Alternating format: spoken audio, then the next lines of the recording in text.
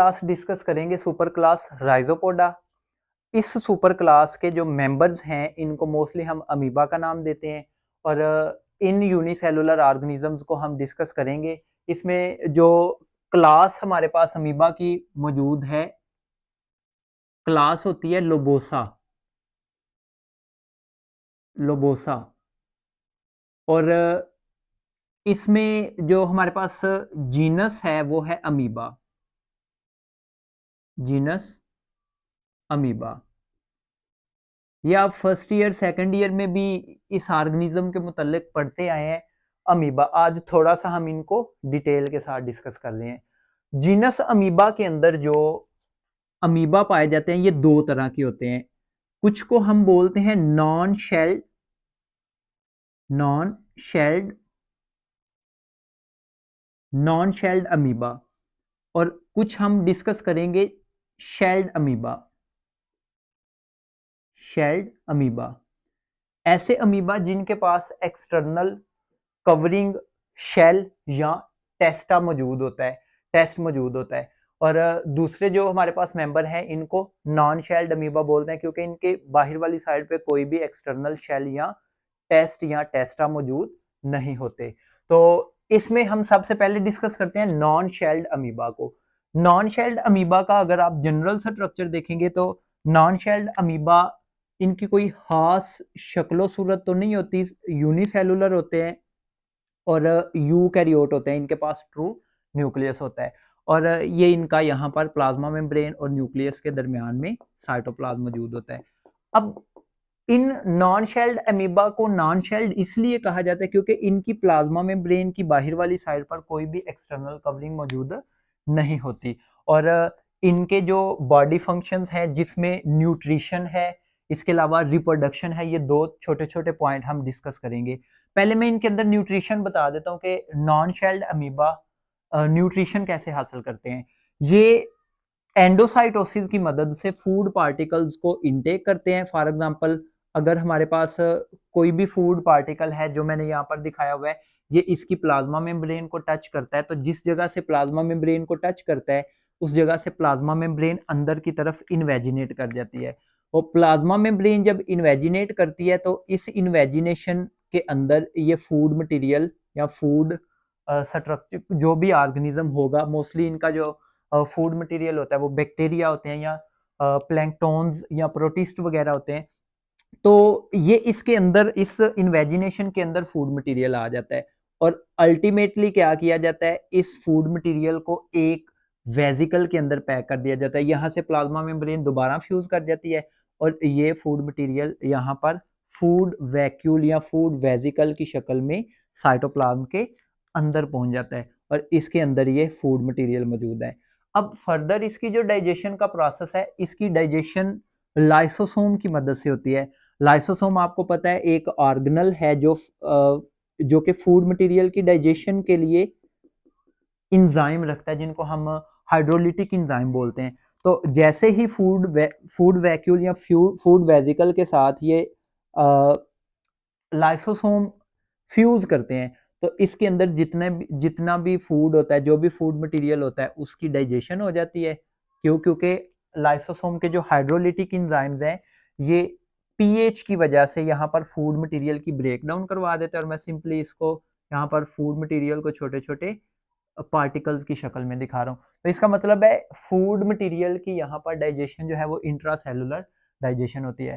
तो non shelled amoeba को पहले हम डिस्कस कर रहे हैं। इनके अंदर जो न्यूट्रिशन है, न्यूट्रिशन ये अपनी न्यूट्रिशन के तौर पर जिन ऑर्गेनिज्म को इस्तेमाल करते हैं, पकड़ते हैं, उसमें प्रोटिस्ट शामिल है, प्रोटिस्ट, और इनके अलावा बैक्टीरिया वगैरह को ये अपने फूड के तौर पर इस्तेमाल करते हैं।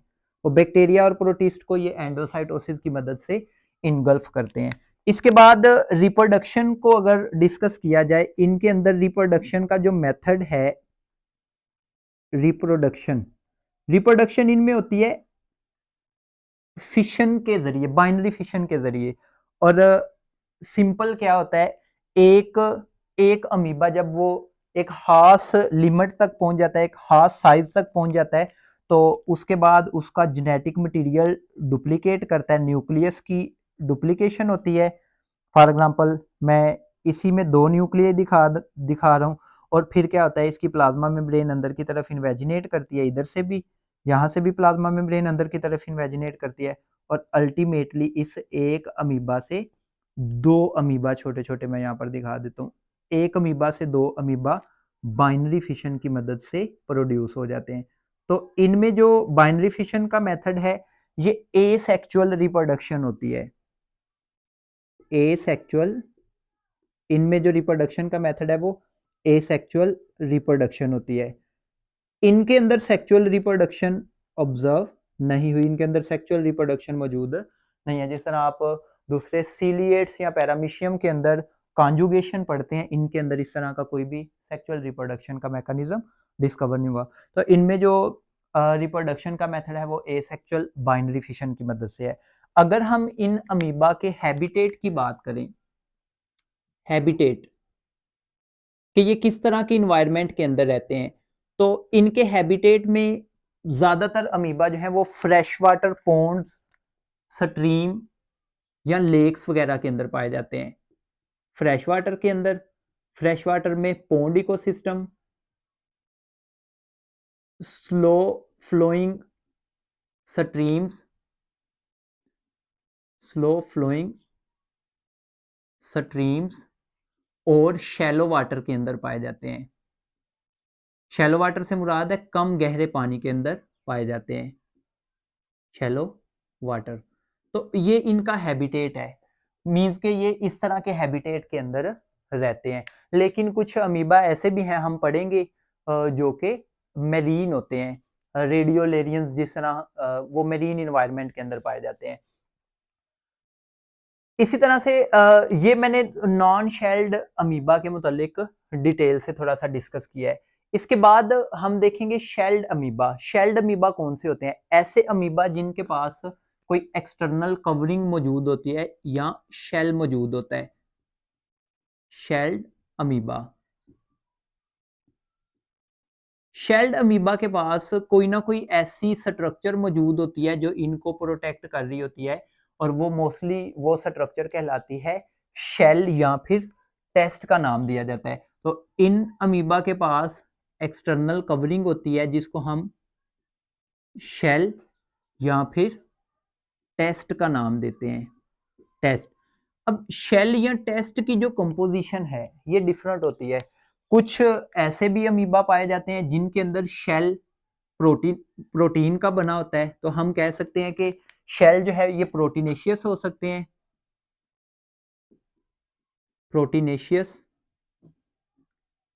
इसके अलावा शेल की जो कंपोजिशन है ये कैलकेरियस हो सकता है, कैलकेरियस। इसके अलावा काइटनस हो सकता है, मींस के ये काइटन का बना होगा, काइटनस। इसी तरह से मिनरल्स से बना हो सकता है, मिनरल्स एटसेट्रा। तो ये कुछ कंपोजिशन हमने देखी है शेल की। अगर तो शेल प्रोटीन से मिलकर बना हुआ है तो ये प्रोटीनेशियस होगा, इसके अंदर प्रोटीन पाई जा रही है। अगर शेल के अंदर कैल्शियम कार्बोनेट पाया जा रहा हो, CaCO3, तो ये कैलकेरियस होगा। अगर तो इसके अंदर काइटन पाया जा रहा है, काइटन, जो कि एक पॉलीसेक्राइड है, पॉलीसेक्राइड। अगर काइटन मौजूद हो तो ये काइटनस शेल होगा। और इसके अलावा कुछ ऐसे भी अमीबा है जिनके अंदर मिनरल्स और डेब्रिस मटेरियल को सीमेंट किया होता है प्रोटोप्लाज्म, प्रोटोप्लाज्म के अंदर, जो कि प्रोटोप्लाज्म सिक्रीट किया गया होता है, डेब्रिस प्लस मिनरल्स वगैरह। मैं अभी इसकी एक डायग्राम दिखाता हूं। अब जो शेल्ड अमीबा है, मैं एक सिंपल सी डायग्राम आपके सामने दिखा रहा हूं। शेल्ड अमीबा के पास बाहर वाली साइड पे कोई ना कोई एक्सटर्नल कवरिंग होती है। लेट्स सपोज ये मैंने अमीबा दिखाया है, इसकी प्लाज्मा मेम्ब्रेन है और इसके अंदर साइटोप्लाज्म है। प्लाज्मा मेम्ब्रेन के अलावा जो अंदर मटेरियल पाया जाता है इसको प्रोटोप्लाज्म भी कहा जाता है। ये अमीबा शेल कैसे सिक्रीट करते हैं? प्रोटोप्लाज्म सिक्रीट किया जाता है प्लाज्मा मेम्ब्रेन के अक्रॉस एक्सटर्नल इन्वायरमेंट के अंदर। जब एक्सटर्नल इन्वायरमेंट के अंदर प्रोटोप्लाज्म सिक्रीट होता है तो इस प्रोटोप्लाज्म की कंपोजिशन चेंज कर दी जाती है। इस प्रोटोप्लाज्म के अंदर या तो प्रोटीन ऐड की जाती है या कैल्शियम कार्बोनेट या काइटन या डेब्रिस और मिनरल्स और सिलेशियस भी हो सकता है, सिलिका या जिसको रेत भी बोलते हैं, सिलेशियस, सिलिका भी ऐड किया जा सकता है। तो इन मिनरल्स को ऐड करके या इन कंपोनेंट्स को ऐड करके इस शेल को सीमेंट कर दिया जाता है। सीमेंट से मुराद है इसको टफ या फिर रिजिड कर दिया जाता है, सख्त कर दिया जाता है और फिर हम इनके बाहर जो कवरिंग होती है इसको नाम दे देते हैं शेल या टेस्ट का। तो ये हमारे पास शेल्ड अमीबा है या ऐसे अमीबा जिनके पास टेस्ट मौजूद होता है। हम दो एग्जांपल डिस्कस कर लेते हैं, SiO2 या सिलिका। सिलेशियस में सिलिका से बना हुआ शेल पाया जाता है। हम शेल्ड अमीबा की दो एग्जांपल डिस्कस कर लेते हैं। नॉन शेल्ड अमीबा में आप कह सकते हैं कॉमन जो अमीबा है अमीबा प्रोटियस, प्रोटियस ये एक नॉन शेल्ड अमीबा है, ऐसा अमीबा है जिसके पास शेल मौजूद नहीं होता। और शेल्ड अमीबा में हम दो एग्जांपल डिस्कस कर लेते हैं, आर्सिला, आर्सिला एंड डाईफ्लूजिया। ये दो ऐसे अमीबा हैं जिनके पास एक्सटर्नल कवरिंग या शेल मौजूद होता है। आर्सिला जो है इसका शेल बना होता है ये ब्राउन कलर का होता है मोस्टली और ये प्रोटीन से बना होता है, ब्राउन कलर और प्रोटीन से बना होता है। जबकि जो डाईफ्लूजिया है इसका शेल मिनरल्स से बना होता है, मिनरल्स। और डाईफ्लूजिया वेज शेप है, गुलदान की तरह का वेज शेप सेल होता है, शेल होता है इनका। और जो आर्सिला है ये डोम शेप, डोम से मुराद है गुंबदनुमा। अगर मैं इनका स्ट्रक्चर दिखाऊं, यहां पर मैं आर्सिला दिखा देता हूं।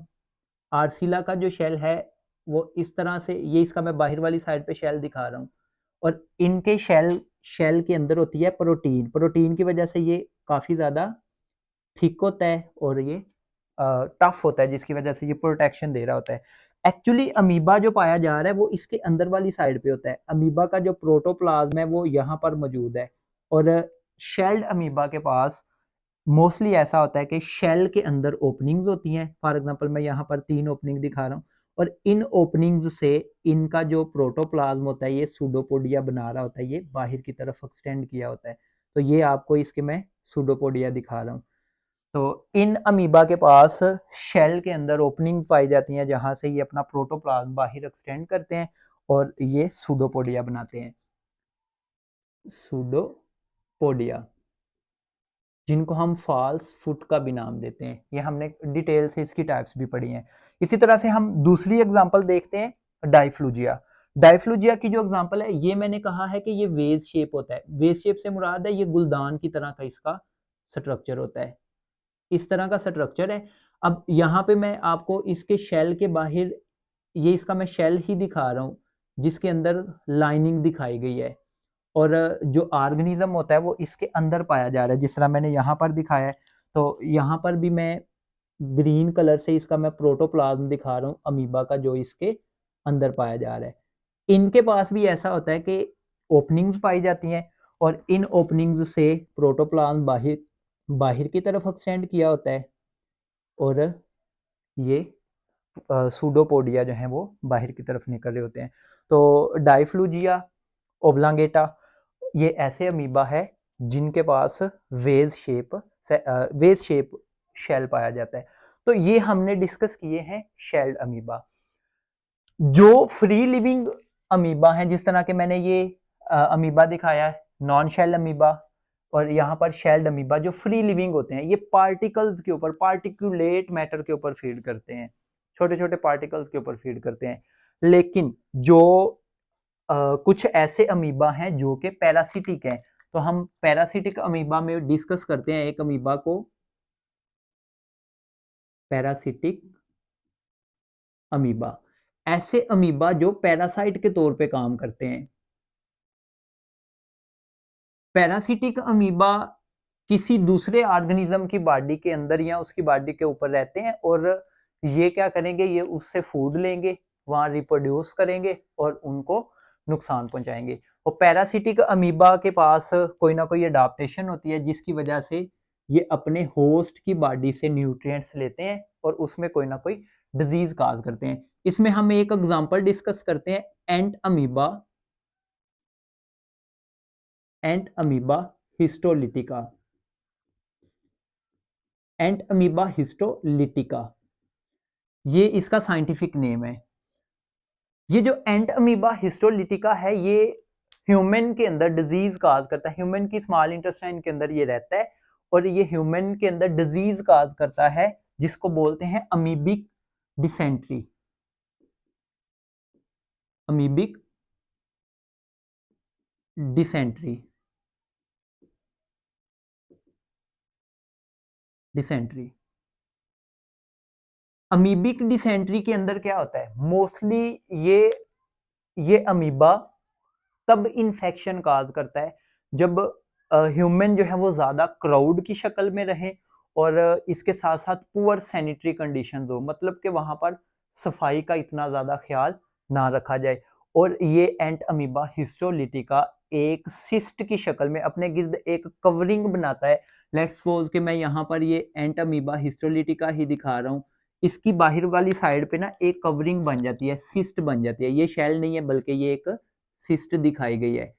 ये डॉर्मेंट स्ट्रक्चर सिस्ट कहलाता है और ये पुअर सैनिटरी कंडीशन की वजह से फूड मटेरियल को कंटेमिनेट कर सकता है या इन्फेक्टेड पर्सन के फीसिस की मदद से ये ट्रांसमिट हो सकता है और इसकी वजह से ये अमीबिक डिसेंट्री काज कर सकता है। ये अमीबिक डिसेंट्री के अंदर क्या होता है, इसमें डिबाइलिटेटिंग डायरिया, डिबाइलिटेटिंग डायरिया, ये डायरिया काज करता है। और डिबाइलिटेटिंग का मतलब है कि जो नॉर्मल फंक्शनिंग है वो कम हो जाती है और डाइजेस्टिव प्रॉब्लम्स क्रिएट करता है जिसकी वजह से काफ़ी ज़्यादा अमवात भी हुई थी माजी के अंदर। ये प्लेग की शक्ल में, कहत की शक्ल में भी नमूदार हुआ था माजी के अंदर। तो इस अमीबा की जो न्यूट्रिशन है, ये जो फूड है वो क्या चीज़ है, ये अमीबा रहता है स्मॉल इंटेस्टाइन के अंदर, इंटेस्टिनल अमीबा है ये, इंटेस्टिनल अमीबा। और ये इंटेस्टाइन के अंदर जो म्यूकस होती है उसके ऊपर म्यूकस और उसके अलावा जो एपिथेलियल सेल्स होते हैं, एपिथेलियल लाइनिंग्स, उनके ऊपर ये एपिथेलियल सेल्स को स्क्रैप करता है, उनके ऊपर फीड करता है और ये अल्सरेशन काज कर देता है हमारे डाइजेस्टिव सिस्टम की। अल्सरेशन से मुराद है वहां पे जख्म बना देता है, अल्सरेशन जिसकी वजह से ब्लड और म्यूकस सिक्रीशन होती है। डेफिकेशन के वक्त ब्लड और म्यूकस वगैरह, जब वेस्ट मटेरियल रिमूव किया जाता है तो उस वक्त ब्लड और म्यूकस भी साथ आ रहा होता है। तो ये पैरासिटिक अमीबा है जिसका नाम एंटमीबा हिस्टोलिटिका बताया। एंटमीबा हिस्टोलिटिका डिबाइलिटेटिंग डायरिया काज करता है। इंटेस्टिनल अमीबा है जो कि इंटेस्टाइन के अंदर मौजूद म्यूकस आपको पता है पॉलीसेक्राइड है। मोस्टली ये पॉलीसेक्राइड जो होते हैं इनको जब इनकी ब्रेक डाउन करवाते हैं तो इनसे ग्लूकोज लेते हैं, तो म्यूकस के ऊपर फीड करते हैं। इसके अलावा एपिथेलियल सेल लाइनिंग जो होती है, एपिथेलियल सेल्स प्रोटीन्स और उसके अंदर जो कॉन्स्टिट्यूएंट्स होते हैं उनके ऊपर फीड करते हैं और इस वजह से वहां पर जब एपिथेलियल सेल्स को ये डैमेज करते हैं तो अल्सर हो जाता है, वहां पे जख्म बन जाते हैं। तो ये अमीबा जो है इसलिए हम कहते हैं ये पैरासिटिक अमीबा है।